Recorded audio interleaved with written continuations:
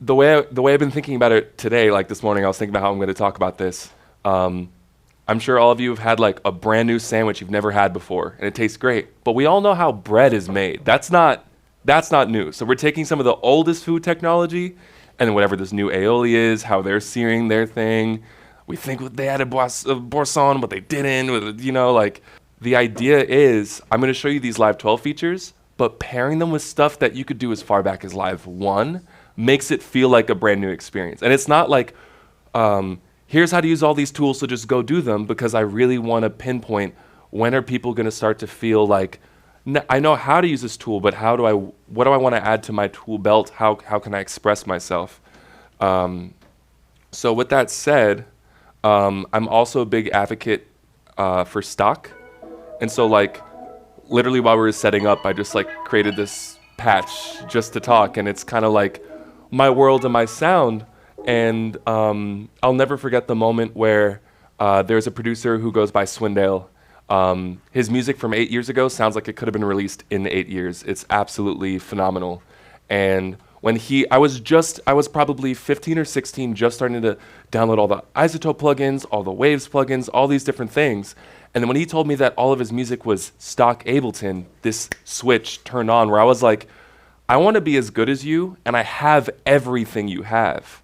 It's almost like if I went around to everyone and said, what's the best restaurant experience you've ever had? And then I walked into your kitchen without buying anything new and made it. You'd be like, I can do this at home. And so this is kind of the kitchen where I try to make everything else that I've experienced. I know in previous talks, there was talks of studying plugins and kind of emulating them with the stock things. Yuta, Andre just talking about how to capture the shapes of things. So weirdly enough, on this journey, I found myself thinking this thing that no regular person thinks of themselves. It's insane. But I'm like, I was 15 or 16 freaking out going, if my favorite artist invited me to a studio session and it's a blank room with no instruments, no hardware, and their Ableton has no samples or plugins of mine, and there's no Wi-Fi, how can I be me? Because in my mind, I'm like, if a guitarist forgets their guitar, doesn't bring it. Pick up a guitar and you sound like you. If you go to a drum, I'm not going to bring my drum kit in the whole car, just go find some drums. But for producers, like, we are Omnisphere until we don't have that one Omnisphere patch, or like we are Ozone for that great sound until we don't have Vintage Limiter, and then we're like, shit, that's what I wanted to bring to the table. So while people were just like having fun making music, I'm sitting there trying to make kicks out of like spoon sounds in my room, and they all sound like I can curse, right? Shit for years. 2 years later, 3 years, keeps going on, and then eventually I reach a point where I'm using these stock tools not just to create a kick, but like my favorite kicks. And I can take any audio now and turn it into my favorite palette of sounds. So kind of going back to how Rob kickstarted the whole songwriting thing, you should have templates and organize and be efficient with what you do. There's this beautiful, weird art of like, sound design is kind of noticing the potential in things that aren't immediately what you need them to be, and what steps can I do to take there to then go back to that approach of being efficient with telling a story. Let me save this real quick. Chuck swag. Okay. So crazy enough, one of the, I'm such a nerd about Ableton. A lot of people think about it still like a DAW, but to me it's a literal instrument. The relationship I have with it, you can consider every setting in here to be like guitar strings, and there's just like 600 of them, so I get to make songs with that. And so the point of my music recently has been, how do I have this conversation with like regular people through just planting the right questions? When they see me live and they hear these certain soundscapes, how's he doing that? That way I could kind of open up this world. And so I'm like incredibly fortunate that Ableton reached out about the Live 12 demo song, and there was a couple other people they considered for it. And I was kind of in this mode already of like, I've been trying to excite people on certain features, not just by showing them that the features exist, but hearing demonstrations that go like, whatever that sound is, I need to know how it was done. And so fortunately, I have this song called Patience, and if you want to find it, you can go to the push and hit the little light bulb icon. or you can go to the Help tab and hit Load Demo Set, and my song is on like every computer with Live 12, which is insane. So before I talk about all the features, I'm just gonna play you this track. It's called Patience, and it sounds like this.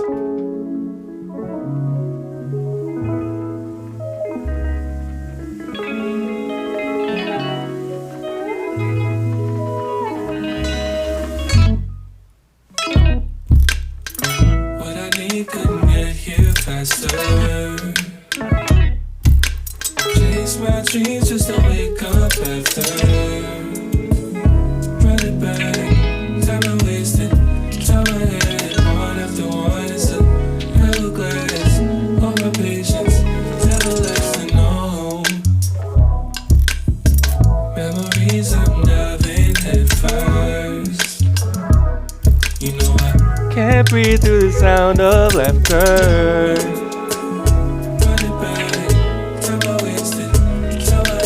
One after one, it's a hourglass. All my patience, never lasting, no.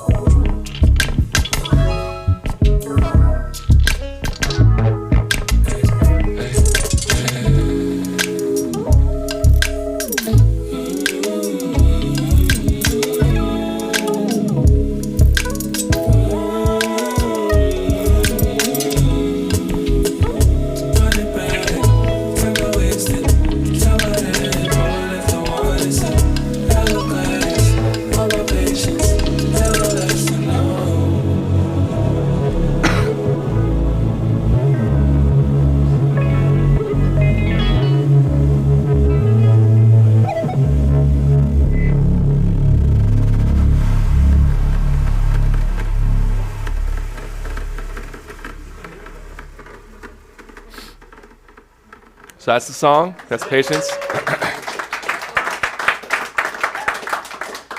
Chuck, was that on the demo that was shipped with Ableton? Yes. That's what I thought. Yep. Yes. Yep. This is the song shipped on everyone's stuff, which is why like it's insane. It's absolutely insane.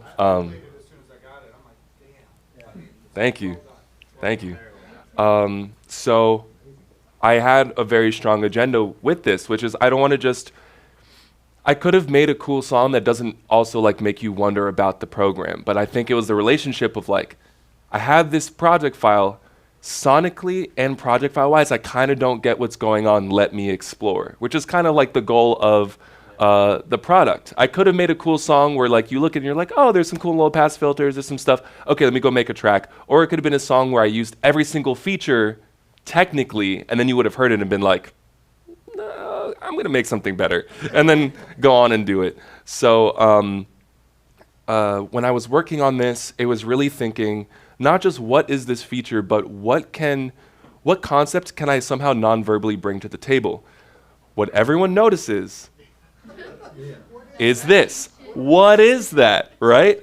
I did this for that. I planted that question. And so I'll show you what that is first. We'll start with this.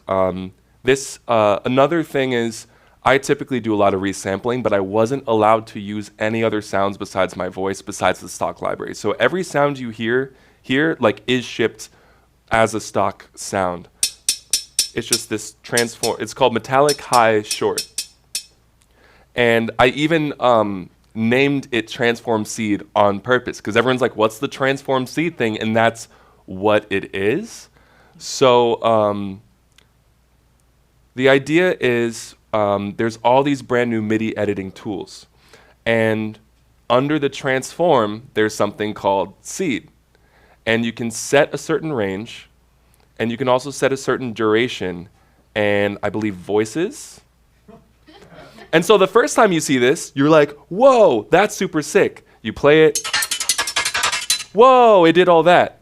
And I had this feeling, I remember exactly where it was. I had this like, that's so Raven moment where I'm like, in 3 months, you're gonna normalize this, be like, that's for that weird glitchy thing that I don't need for this song, and move on. And I was like, can I somehow, instead of being like a Reddit post or a YouTube short with like the subtitles in yellow right here for every single word that I say, with like Roblox underneath me, can I just somehow get this idea across in a really organic way that there's something else to do?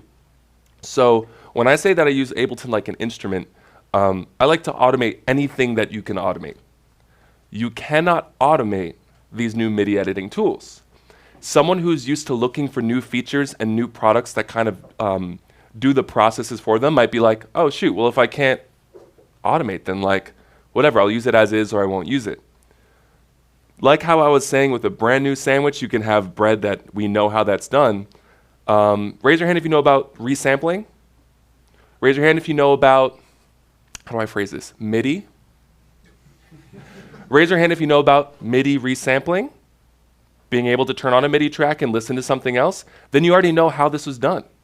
So all I did is I set up a MIDI track here, I listened to the transform seed layer, I hit record, and let me make sure this doesn't sound too chaotic. I'm gonna move this, I'm gonna restart this, move this here, maybe up there, and I'm gonna hit record. I'll make sure these two are soloed.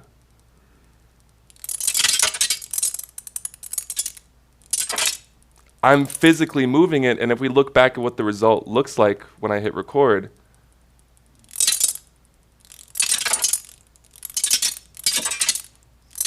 and I could see myself in any genre, in any situation, taking some sort of little percussive sound, because the drums by themselves, they're good, but they're missing a lot of like texture.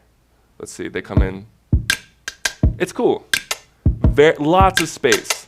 And so this thing, oh wait, that's the wrong preset right here.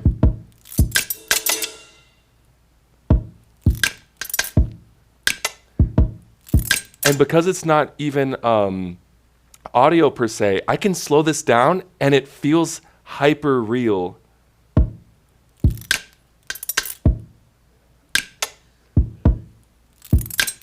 You can feel it because I kind of held Ableton like a physical instrument and recorded that MIDI, not necessarily just recording the audio. So that's kind of what I mean by like, there's a lot of processes that we normalize. We know how MIDI works, we know resampling, but what's the new feature? And the idea is when I take that new feature and pair it with that thing we've already known, sparks fly. And now this is something where you can get weirder with it, and like, you can do stuff where you're recording. Let me pop this back up. This is my favorite one sometimes. It just looks the strangest. It's the idea that you could turn off the voices. Oh yeah, if I do the density. They all just kind of like appear and disappear. And the other thing I want to bring up is there's a lot of parts of production we've normalized as boring, like setting up and dragging in MIDI, but this process is like physically fun for me, and then I'm getting parts for the track. So it's really about approaching Ableton as an instrument, and I think a lot of these new features do aid in me thinking that way. So the next thing I want to talk about to kind of get two birds with one stone is global scale awareness and Meld, the new synth. Once again, I had a feeling that people would think global scale awareness is cool, and then later they go back to their muscle memory, or they would think that all these new waveforms are cool and go right back to it. So I was determined to find a really unique personality. Let me see if I can kind of undo this a little bit. I'm going to turn this down. I'm glad I turned it down. Let's see, one of these, try to give it a cool name. Okay, so I'll turn off that other one. So I just had this one called Chip. And the way it works is if I turn off this scale awareness, which I actually gave a knob right here, it's not tonal. only by turning that on, it's giving us a random melody every time. And something about random melody generators, melody can be the heart and the identity of your song. And I think a lot of people are excited to use this little bit of randomness, but also might find melodies that never fully speak to them. So I was like, how can I have this melody be a crucial part of the track without being, just being a nice accent mark? And so the idea was I decided to make, with this noisy shapes, I made a bass that includes the melody inside of it. And when you want to unveil it, if we just low pass it,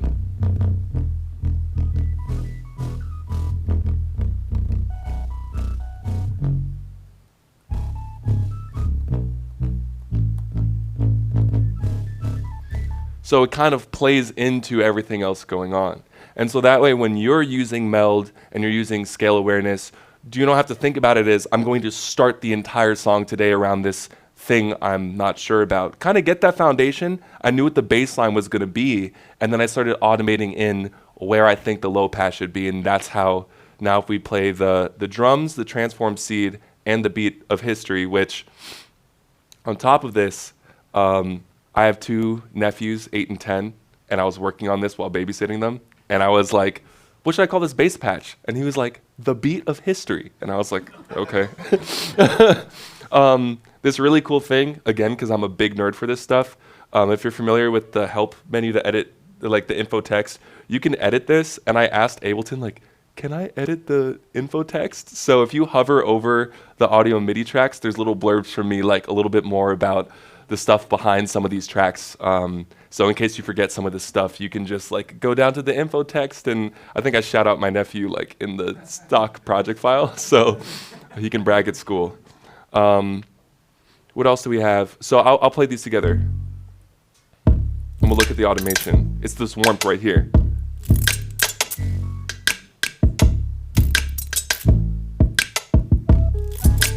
And so it's every time you've heard the song in the project file, that melody has been completely random, but we don't think about it because it's going to be in the same space.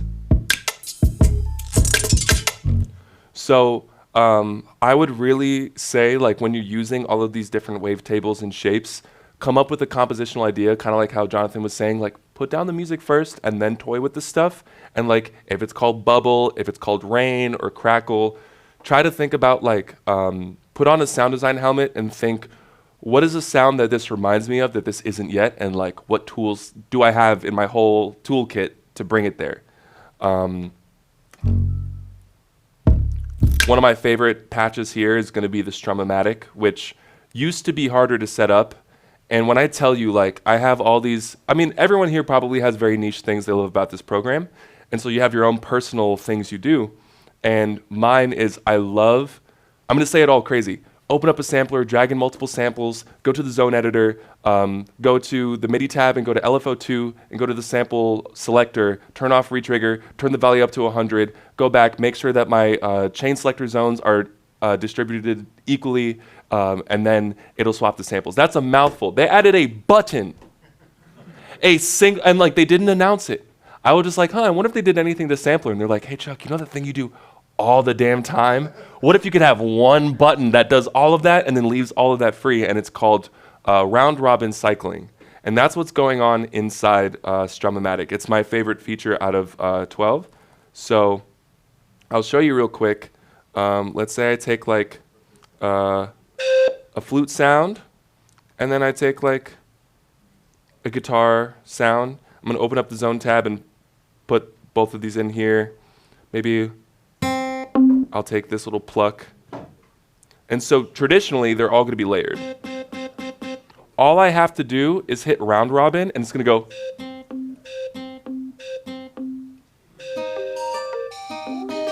I didn't do shit. I just clicked the button. I dragged in these things and clicked the button.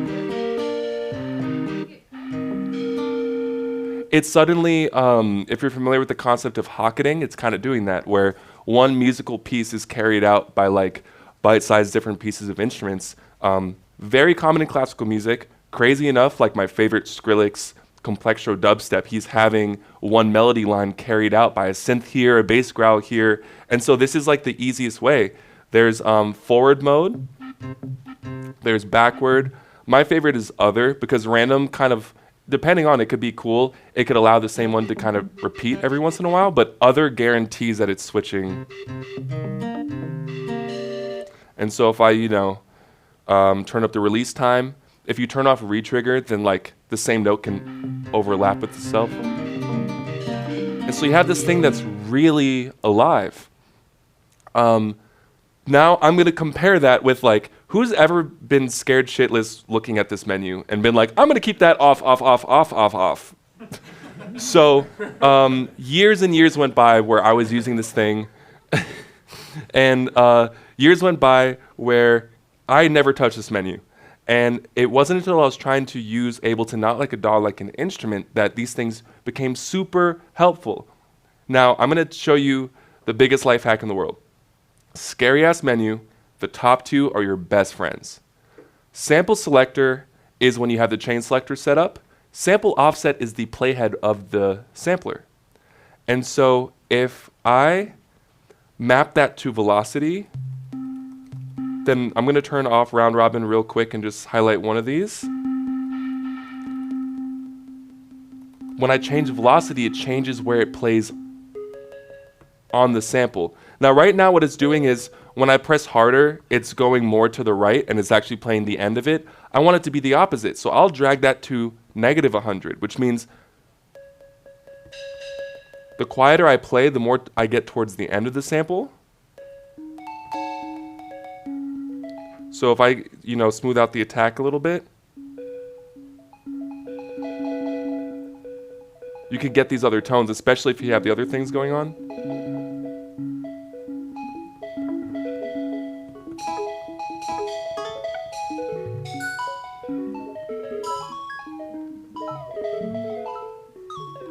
And so I just clicked one button and started playing like a toddler on this thing, and it's usable. And so the other thing I want to bring up is in my personal journey with stock, I'm trying to build other instruments and other devices in stock Ableton. So I'm not making custom code, but I'm trying to make magic happen. That way when people like you come across it, you don't have to know anything outside the language you don't already know for yourself. I know a lot of people are attracted to the push because they're already bass players, and so they feel a similar language. I kind of want you to open up these things and be like, I've seen all these devices before. They've never been mapped together like this, but I've seen them. And so I'm going to show you something real quick. I have this patch where I have a couple different sounds, and I've mapped velocity to the sample offset. I'm going to put on an arpeggiator.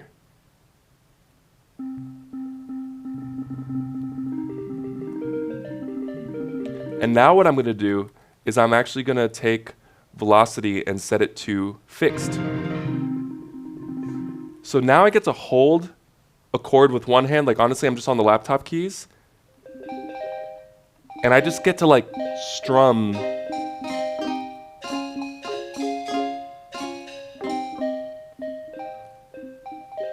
And then we get to the Strum-o-matic. So that's how this device was built. Those exact steps you saw me do, if we open this up, we're going to find a sampler that has 4 different stock Ableton sounds.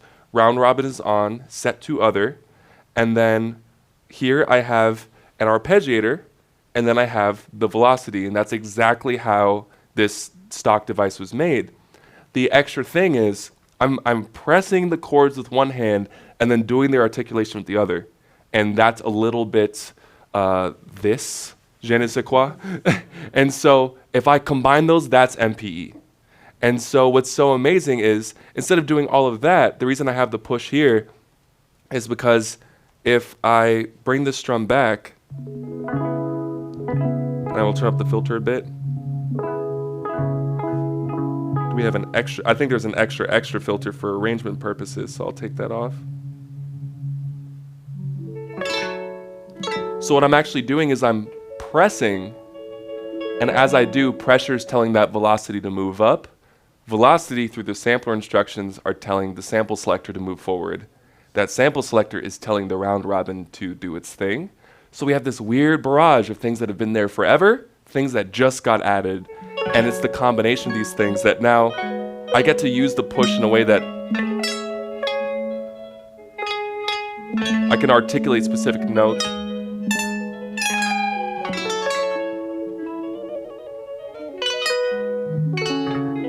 You'll find that if you are on push, if it's not working for you, you actually have to take this knob and start bringing it down to give yourself room to push. That kind of leads me into a very niche Live 12 update that I think this is the perfect case use for. They updated LFO, and how am I doing on time, by the way? Okay, so they updated LFO in a really sick way. Anyone here use Massive before or Serum? So like, was someone about to say that they haven't used Massive and then they heard Serum and they were like, oh, okay. So the idea is like usually Massive or Serum, you have these little green lines above the knob showing that the knob you can still move is being like whipped around. So what we're used to is remote mode, where let's say I did have an auto filter on this. I'll bring this into the same rack and I'll. Can you switch back to your? Oh yes, thank you so much. Yeah, thanks, man. So I'll restart this process. What I did is I brought up LFO, and I'm going to group this, and I'm going to put an auto filter inside, and I'm just going to map the frequency to macro 1.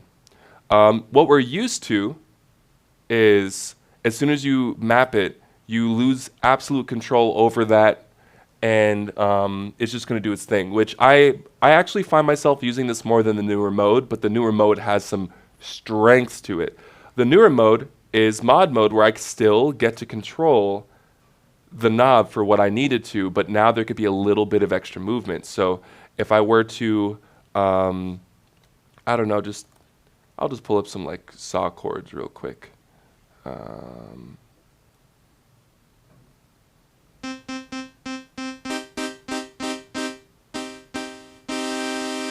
a little bit harsh, but this filter on top will help. So if I have this going crazy, and I have this like very subtle, I can still,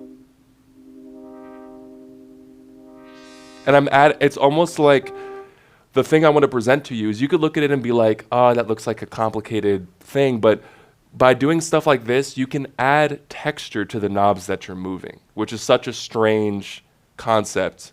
If I change this to like down mode, I can have the depth on something else. We could start getting crazy and put envelope follower on something where now what I'm going to have is this sound is going to control the depth of that effect, so it like calms down after a bit. Or we could flip it, so maybe it starts off calmer, and as it dies down, it has like a fit on the way out or something like that.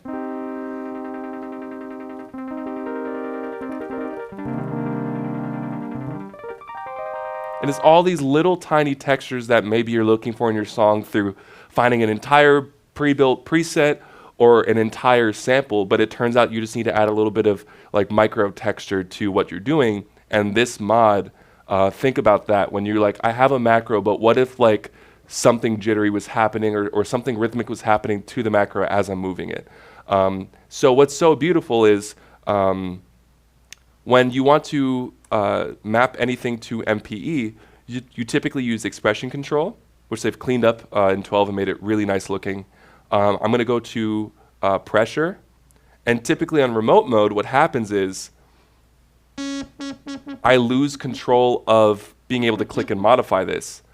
What I did in this project is I went to modulate mode, and so it's the knob that, like, if you're not immediately hooked up to an MPE device, you can use it traditionally, and whenever you want, as soon as I'm loaded up, I don't have to route anything or map anything. So that's how I used it inside a lot of these devices. A lot of these devices had to be MPE ready to go, but I didn't want to tell you, like, these are people all over the world that I don't have communication with are using this project file. So this was like, this is a way to sneak it in, so if you try it out with MPE, it's gonna react, but it's something where if you don't have MPE, you don't have to switch anything yourself. So in here, I had the expression control, map to the strum, modulate, and I even changed the curve, so it's a little bit nicer to, it's not as bland of a curve. You kind of get a lot of hang time, and you have to really sink in and confirm that you want to do that. So far, my favorite part is the idea that, like, I've only gone through like 3 or 4 tracks out of this project file, and we've had this much to talk about. That's kind of like the album I'm working on. That's kind of where I'm trying to take my own music. So it was really exciting to do this on this level. What else I want to talk about? Let's see. We could talk about Roar, because I believe if I take off Roar from Roar must be on Rose bass. This is a really great example. And something about Meld that I think is so sick is, to me, one of the most common production recipes is a respace. And when you know you want a respace, there's kind of like, I have to go get the saw waves and detune them if I don't have the preset. And so the fact that they included dual basic shapes as a like waveform, and you could just turn one knob and get the respace you're looking for. I'll show you right now. Meld, open it up, go to, it's already on basic shapes. I believe it's dual basic shapes.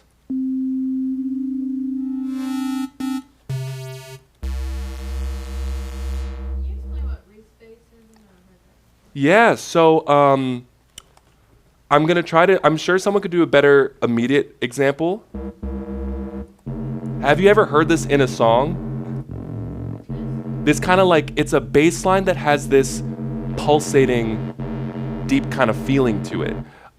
When we refer to respaces, it's usually a bunch of saw waves that are detuned enough that they create this, it's a chorus effect that feels more dense and powerful of a bass line than like the chorus that kind of splits up and scatters something around the room. So anytime you hear a producer talking about a respace, this kind of sound, if you hear it at a festival, because if I turn this detune off, listen to it. It's cool, but it doesn't have this feeling to it.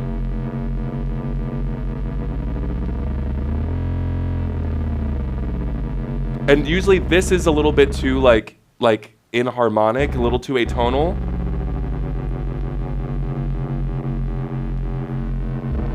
And then what's great is if we glide this around, depending on how you do it, sometimes you'll even have this feeling of like,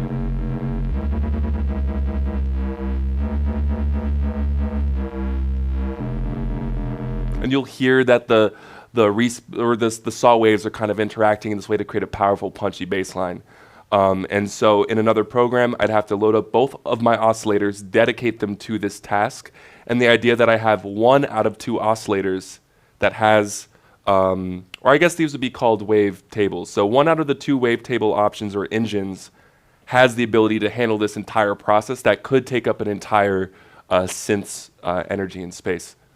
Quick question. So when you do that, when you detune it, how do you know that bass is now still in key with the rest of the song? Yeah, so we're detuning in between semitones here, just by sense. So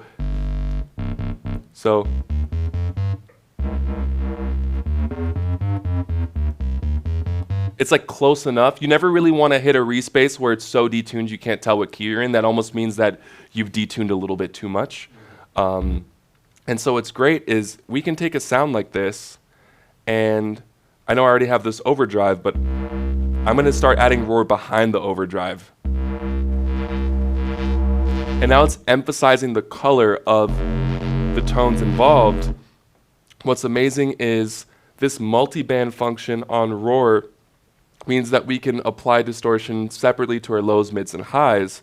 And one of the best new things, very similar to what Andre was talking about, I personally think it has a different space and use, but this one is called noise injection, and this one tries to add a little bit of noise to the distortion itself.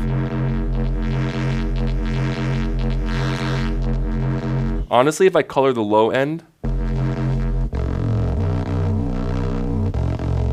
bring this down a little bit.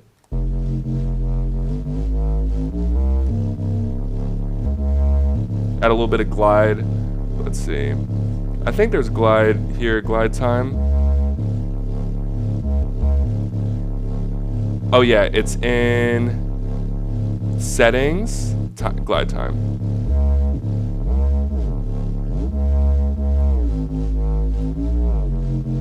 So then we could still push the mids with a different type of distortion.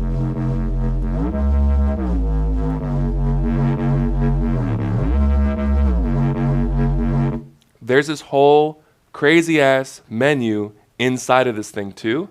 So we still have our 3 oscillators right here, or sorry, not 3 oscillators. We have the lows, mids, and highs being distorted. Then you have 2 different LFOs, and you have an envelope follower, and you have a matrix. So anytime I hear someone being like, I don't know if they added enough to 12, I'm like, use this and don't get a headache. But what's so crazy is like, there's the other part of you that's like, oh, I'm so excited to use this stuff. Whoa, this is a lot to digest. And so I'm here to say some great things to modulate in Roar are going to be like the bias knob, which some of you probably know the technical explanation, but if we see a curve like this, bringing the bias towards kind of one of the flatter ends of this is going to fizz out the sound. Keeping it towards the middle is going to be its most neutral distortion. Let's see if we... I'm going to choose a softer... And I'm even, I'm going to duplicate this and leave this alone so we go back to a serial one. So it's just one single distortion, and I'll show you that bias once more. Let's go to maybe diode clipper. Do you hear how it kind of crunches out on the way out? So we can do stuff like, let's put an LFO on the bias. If you want to modulate any one of these, I want you to pay attention to the far right, and you'll see that everything I click is automatically being highlighted for me. So I can just click on Shaper 1 bias, and it'll be highlighted a little bit lighter than everything else.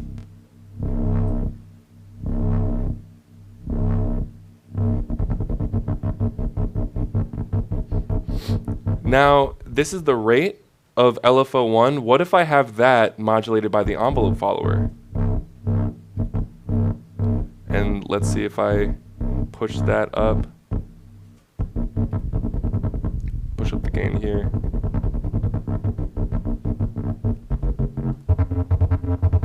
Now it's creating,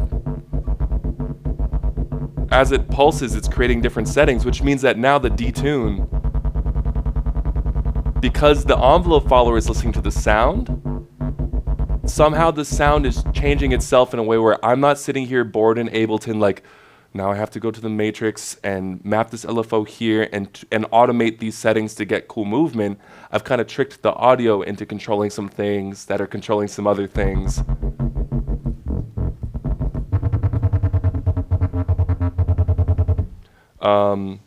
Slight detour, but I feel like, again, the biggest thing I've noticed is a lot of people are either like paralyzed by choice or are constantly searching for choices. So this is kind of the middle ground of, if you find yourself using this tool, these are some ways you can map things together to start getting some interactions that can help your song and add these like micro textures. So this rose bass is where I officially do it in context. This deep bass. So if I go back, dual basic shapes, detune is only 3.2. I have Roar here. I have noise injection. I have a saturator. And what's also cool about this is I have a track called Rosetta, and there's kind of a respace that I made in there with like this noise palette. And so Rose Bass is kind of like an emulation of like one of my own personal bass lines that's in here. And my favorite part is if I play it on here, if I push, and I'll show you right now.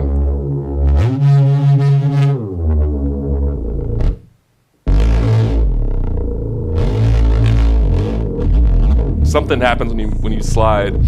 And so instead of sitting here and automating that stuff, which like when I heard this music back in the day, I was like excited to sit for 50 minutes and do anything I could to get this sound. And to know that I can now almost like orchestrate like a Foley artist, these types of timbres.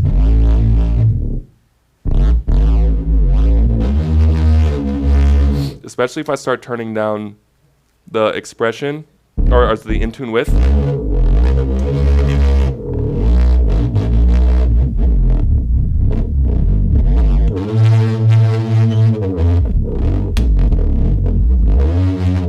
I could get lost in that forever, and it's because it's listening to me as an emotional instrument. It's not just this preset there that I'm drawing these really straight lines. One more thing I do want to point out before I move on to the next things, and how much time do I have about left? Like whatever you want to do. Okay, cool, awesome. So Yeah. Definitely. We got it. And then again, I'm going to be nerding out the after party too. So, let's see. Check this out. If I do this, nothing happens. No. Let me find this out. I believe I have, for arrangement purposes, I dragged down the utility. Okay. Cool. So, check this out. One quick gesture, it's cool. Let's look at that in MPE real quick. So if I check this out, thank you so much. I'm gonna do this again. I was like, y'all don't think that shit's cool? And then I was like, oh, no one can see. Okay.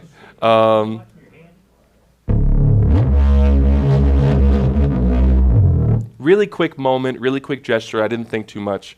If we go here, there's 3 lanes of MPE information. And what this made me realize is like, this is how much automation goes on in a single like motion of your finger. It's really delicate. It's very resolute. It's doing the most it can to hit all of these points. Slide means this is how much, I feel like a forensic scientist, honestly. It's like, slide is, this is how much my finger was moving up and down on the pad. Pressure is how much I was pushing down. And then this was how much I was moving left and right. So you have 3D information of one of my fingers, and that's independent from all the other pads. 64 pads will track all this information differently. What this kind of taught me intrinsically is a lot of our automation looks like very polygonal, very this, and we're kind of looking for more in our music. And just like being able to study the pattern of like human fingerprints, I'm like, yo, like what seems like a lot of effort visually can be done and treated with respect in this other way. So, you know, if you don't, like, raise your hand if you don't have an MPE controller. If you don't have something that's MPE compatible. So, so there's a lot of, let's see. So for a while before I had MPE, it wasn't until I realized what it was that I could, I'm actually going to turn off MPE on here and just create some chords real quick. Maybe up a bit. Okay, I'm just going to record something random.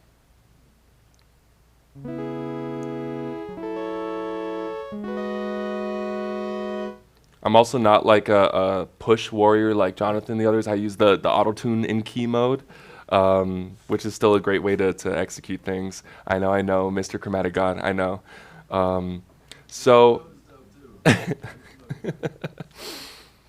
it's like Tony Hawk being like, tricycles are cool too, dude.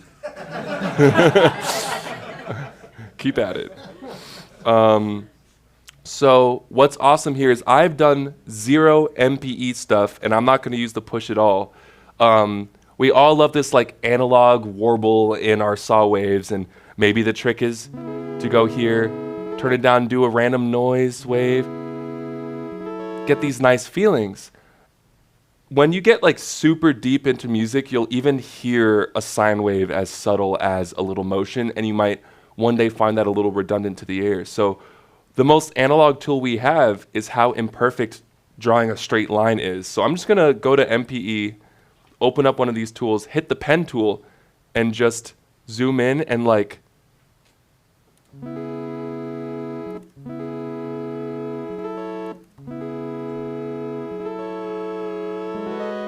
and now we're getting this like very specific human emotion inside this just by adding it with our hands. So there's times where I'm doing MPE without using the push. Like for example, you don't have to calculate semitones. I want this to slide up to that note, but I want it to like freak out halfway through. That's cool as hell. And that's the stuff where people hear a plugin doing that and they have to buy the plugin. They hear a loop doing that and they have to grab that loop. And it's these little tiny inflections that let the entire thing breathe, but these little moments kind of fly past. So I can like, I don't know.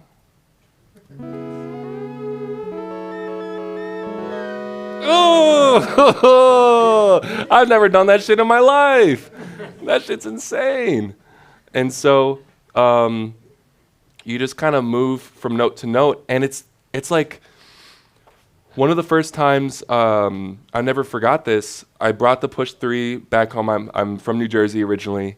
Went back home, and I created this crazy patch where you could kind of move a realistic shaker, kind of using that velocity trick with pressure. And I go to my mom, and I'm like, yo, check this out. She moves it, and I'm like, so what do you think of the push? And her first words were like, it's very therapeutic. And I'm like, whoa. You know, there's this weird thing of like, for all the things you could have said, like, therapeutic is the choice. And that to me said that whatever I'm trying to do to reframe thinking about these tools in tandem is working. Because to me, this is like sitting here automating every note like this is enjoyable. It's not this, I'm going to enjoy myself later after 30 minutes. It's like I'm enjoying myself every time I play it. You could do all this. Like, I have this weird theory. I've never tested it out, but if I go in enough, can I do like frequency modulation synthesis? Like, if I sit here and do this and like copy and paste that, is there a way to, like, can I modulate this note in a way that people will buy like FM synths to do? Let's see. Oh my god, wait, oh my gosh! So the thing is, again, I've never done this in my entire life, and it works. Okay. Wait, that was crazy. Yeah, okay. Okay, so I just like did FM on this synth through MPE. So imagine now, like, we're dealing with the saw wave. Imagine you have like a flute performance and you drag that into sampler because it has MPE, and then you draw in the FM that you want on it. That, to me, that's the little things that are worth it. Like yesterday I was asking, what are some processes that maybe take a while but are worth it? Like, there's something about the therapeutic nature of how you can use these tools in tandem. I think one of the last things here is maybe the rainstorm patch. The rainstorm patch is kind of a joke. And the reason I say that is because all it does is it provides rain, and it sounds simple. If you open up the patch in this stock project file, it is like stuff on stuff, chain selectors, frequency splitters. And I didn't think they were going to let this be in there. Like right now, the CPU is idling at 15%, and it's definitely because of this rain patch. But it looks like there's a combination of like, Roar is actually the reason why this thing works, so it is still on topic. I'm going to play it by itself. And how many of you know about the vinyl distortion audio effect? How many of you love, wait, keep your hand up if you know about it. Keep your hand up if you love the crackle sound. Okay, I saw a couple hands go down, and I'm one of those hands that would go down. And it's easy to look at this tool and be like, it was made in an earlier time. Vinyl crackle has this warmth and this emotion to it, and this thing, just to give you context, vinyl distortion. Also, another qualm is like, it never stops unless you go back and turn it off. So you're working on a track, and you just hear these very harsh. So you're like, yeah, so for this next part, Rihanna, let me just turn off the crackle, and then you play the beat. Oh, let me turn the crackle back on. It's like this whole thing. But hilariously enough, this sound, if we look in the beginning, is just vinyl distortion with a bunch of things in front of it. And it sounds like this.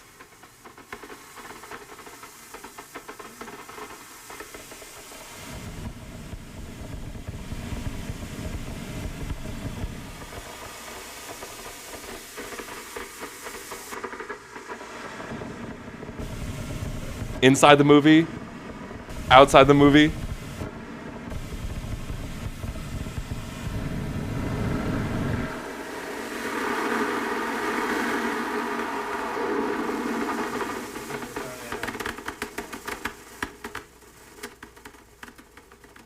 Like disturbingly hyper real. It's like, it's not rain, but it gives me all the feelings. And so the reason this exists inside the project file, also what I did is I took drift and I mapped an envelope follower to it to control the volume of vinyl distortion. So that's why when you pause the project file, vinyl distortion isn't constantly crackling. We have to add an instrument just to borrow it turning on and off properly to mask that. And the reason this is here is because this is the very first thing I did when I got a hold of the 12 beta. I was just like, can I do this and that and this and that? And I'll show you what is responsible for this whole thing. I think it's the bit crush. If I take this off and just turn up the volume in general,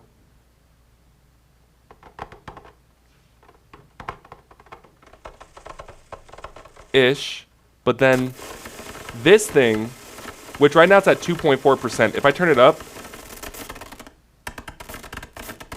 it starts like clipping out. So that's why this is adding that like camcorder, like you know when the camcorder hears a bunch of thunder and like wind outside and starts to compress, this bit crusher randomly decided, and this kind of goes back to what Rob was saying with like, just think it and do it and try everything as fast as possible. I didn't sit there and go, I know, bit crusher on Roar is going to add a camcorder effect to my vinyl distortion rain. I was just sitting there trying things out, and suddenly I was like, oh my gosh. And I sat there for hours, and so without this in the track, there's actually something kind of missing.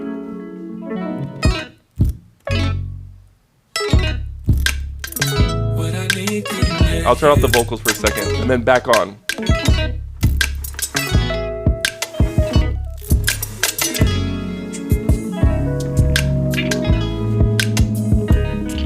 All these little things, and so like that's kind of why the end of the song has this big, you know, moment. The Rose bass also has Roar has a feedback engine in it to just loop things back all crazy, and so that's kind of what I poke at towards the end.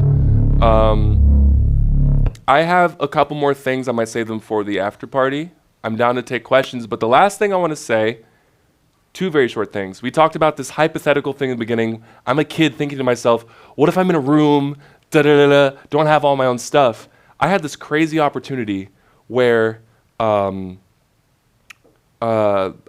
there's this show called Crowdsourced. Has anyone seen this show Crowdsourced before? It used to be hosted on the Boiler Rooms live stream, and one of my friends, Massey, runs it from his collective called Truth Hurts. And the idea is an artist, there'd be like Sam Gellatry or Umru or Oshi or Laxity, a bunch of really cool producers. They'd hop on, and the audience would send them samples, and they'd have to make beats on the spot with the samples given to them in the moment. And so it was the first, it always happens in the UK. So it was the first time I was kind of flown, like I kind of got heavy discounted on my tickets. The first time I went to the continent of Europe to go for this thing. My girlfriend came along with me. I was meeting a bunch of producers I had never met before in person, and we're about to start. Everything's setting up, and we figure out 45 minutes before I go on, it's a 2-hour live stream where I'm doing this, that because of some video settings, my computer wasn't going to work with their setup. So 45 minutes before, we install a fresh copy of Ableton onto someone else's computer. And they're sitting there going, oh my God, I'm so sorry. Like, do you have any plugins you need? Do you have any samples you need? And that like gray box in my mind that I convinced myself an artist would ask me to come to one day, I was like, in it. So I was like, I think I'll be good. And it was all of my stock muscle memory that kind of allowed me to create in that moment. And their show was actually inspiring me to up that skill. So it was very much like the drunk guy with the beer gut, like, put me in, coach, I'll do it. And then just having like the coach of like, you know, all right, go on. And you're, okay. So it was a really wild moment. I mean, and then also to emphasize, like, even this patch that to me sounds like, you know, one of my sounds that I made earlier, to emphasize my point, 5 minutes before going on for this, I asked Dan if I could use his computer, so this isn't my computer right now. Just so I could emphasize that while I'm making my own sounds, that like, this was a last minute idea. I didn't know I wasn't gonna be using my computer for this, but I know how to make sounds that work for me, like on the go, using some of the new Live 12 features, some of the things that have been there since Live 1, and just combining them into an experience. So that's my presentation.